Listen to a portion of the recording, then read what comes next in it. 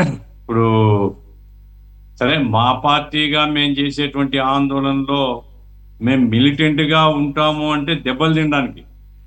లాఠీలతో కొడుతూ ఉన్నా దెబ్బలు తినడానికి మిలిటెంట్‌గా ఉంటాం తప్ప మేము పోలీసుల మీదకి పోవడం గాని, అది ఎందుకంటే పోలీసుల్ని మనం ఒక రాజకీయ పార్టీ కార్యకర్తలుగా చూడకూడదు గదా! పోలీసులనేది ప్రభుత్వ యంత్రాంగంలో భాగం. ప్రభుత్వ యంత్రాంగంగా వాళ్ళ డ్యూటీ వాళ్ళు చేయాల్సిందే. తప్పదు. నియంత్రించాల్సిందే. బ్యారికేడ్‌గా నిలబడాల్సిందే. అవసరమైతే ఇక కొట్టమని పైనుంచి ఆదేశాలిస్తే కొట్టాల్సిందే. వాళ్ళ డ్యూటీ వాళ్ళు చేస్తున్నారు తప్ప, వాళ్ళని మేము శత్రువులుగానో, లేకుంటే వాళ్ళని ద్వేషించేటువంటి కార్యక్రమం జనరల్‌గా చేయం మేము. అందు వామపక్షాల కార్యకర్తలు డిసిప్లిన్‌గా ఉంటారు. అందుకోసం వామపక్షాల కార్యకర్తలతో వైసీపీ కార్యకర్తల్ని పోల్చలేము.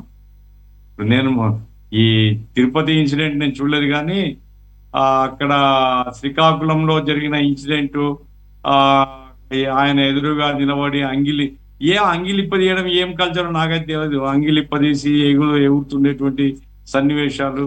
దాన్ని కనీసం నివారించేటువంటి ప్రయత్నం గూడా ఎవరు చేయడం లేదు. అంటే ఆ రకంగా ఒక అరాచక ప్రవర్తన కలిగి ఉండడం అనేటువంటిది వైసీపీ కార్యకర్తలకు లక్షణంగా ఉందా అనేటువంటి ఒక అనుమానం నాకొస్తుంది. అంటే వచ్చేటువంటి కార్యకర్తలు తీసుకొని రాబడినటువంటి జనం తీసుకొని రాబడిన వాళ్ళండి. ఎవరు వాలంటీర్‌గా వస్తున్నారు వేల మంది అని చెప్తున్నారు. వేల మంది ఎవరు వాలంటీర్‌గా రారండి. ఏ పార్టీ కూడా రారు. మాకు రావడానికే తలకిందులు మేము ఇబ్బంది పడుతున్నాం.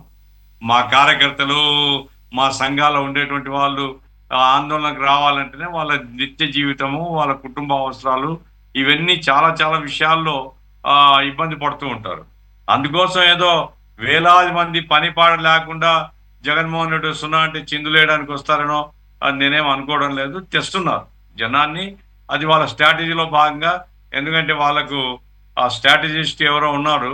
అతని సూచన ఏందంటే ఎక్కడికి పోయినా గానీ జనం తండోపతండాలుగా కదిలినట్టు చూపియాలి. తద్వారా ప్రజల్లో అబ్బో! జనం ఏమొస్తున్నారని అనిపియాలి అనేటువంటి స్ట్రాటజీ వాళ్ళకుంది. నాకేం అభ్యంతరం లేదు. ఎవరి స్ట్రాటజీ వాళ్ళకుంటది.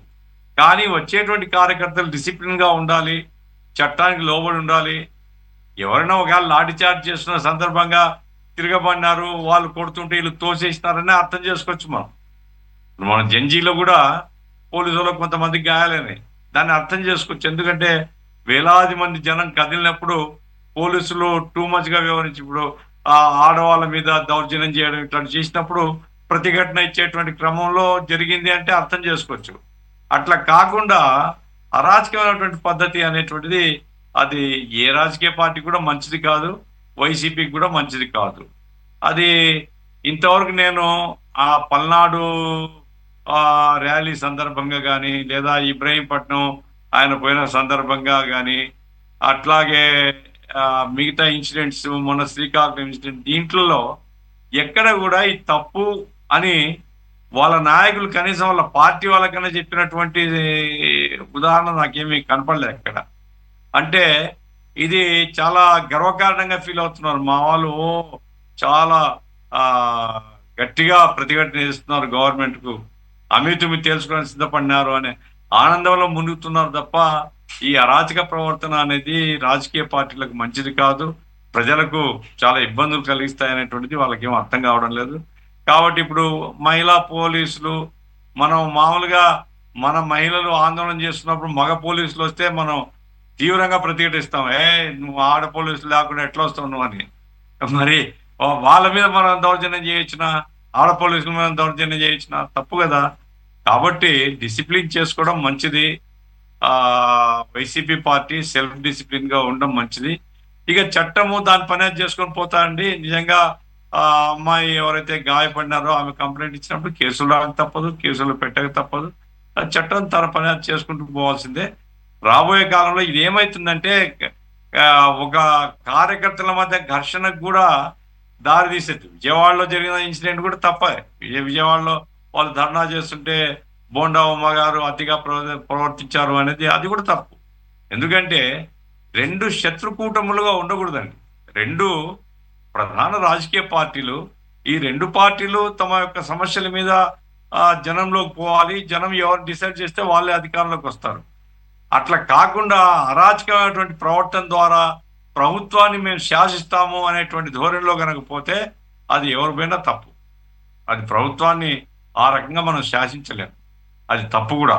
ఎందుకంటే మహిళా పోలీసుల మీద చేయి చేసుకోవడం ఇంకా తప్పు. ఇది ఆ పార్టీ జాగ్రత్తలు తీసుకొని వాళ్ళ కార్యకర్తల్ని కనీసం ఇప్పటికైనా సరే డిసిప్లిన్ చేసుకుంటే మంచిది. కాదు ఇట్లాగే మేము చేస్తూ పోతాం అంటారు అనుకోండి, ఇంక దాన్ని ప్రజలే నోట్ చేసుకుంటారు.